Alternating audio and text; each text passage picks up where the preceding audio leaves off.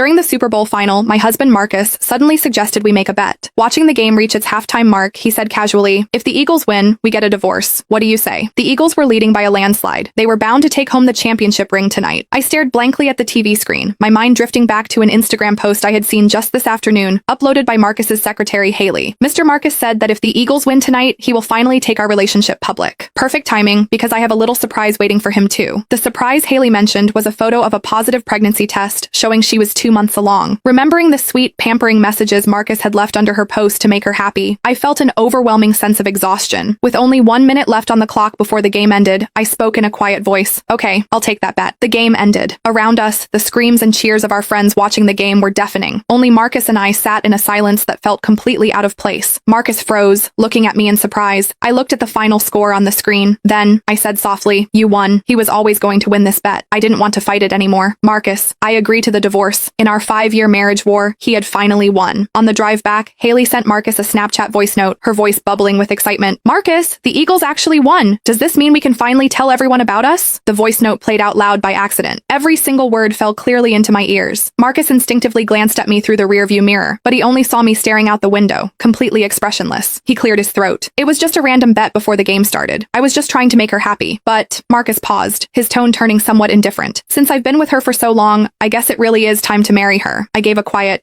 "Have your lawyer draft the papers?" Seemingly not expecting me to agree so easily, Marcus was slightly taken aback. Then he said, "There's no need to rush it like this." I met his gaze calmly. "We wouldn't want to delay your big announcement. It's better to sign the papers as soon as possible. After all, she's been waiting quite eagerly." I wasn't lying. Haley had been with him for 3 years, but she had never gotten the chance to show him off publicly. As long as Marcus and I were married, he couldn't bear to let Haley be labeled a homewrecker. Marcus stared at my face, trying to read my expression, but I was too exhausted. I just closed my eyes. I didn't want to say another word. As we neared the house, Marcus suddenly said, "The power went out at Haley's place. She's terrified of the dark. I need to go over and keep her company." "Okay, just drop me off at the next intersection," I said, not even looking at him. I was already too used to this. Marcus hesitated. Only after I stepped out of the car did he say, "I might not come back tonight." I nodded, my face completely calm. "Okay." After Marcus's car drove away, I stood on the sidewalk for a while. My phone buzzed. It was a Snapchat message from my best friend, Amber. "Did you and Marcus leave early? I can't find you guys at the party." Marcus had hesitated for a long time about coming to this game tonight, maybe out of guilt or maybe remorse. He had still ended up coming with me. I replied to Amber. "Yeah, we're getting a divorce." Amber replied instantly. "Because of Haley? Why won't that girl just disappear? She's just a secretary. Has Marcus lost his mind?" Maybe he had. I didn't know when things had started to change between Marcus and me. When did it begin? Probably when his work got too busy, and we talked less and less. He stopped sharing the funny little details of his day with me. His replies to my messages took longer and longer. Strangely, the thought of divorce didn't make me sad. Instead, I felt a weight lifting off my shoulders. We had known each other for 8 years and been married for 5. This marriage,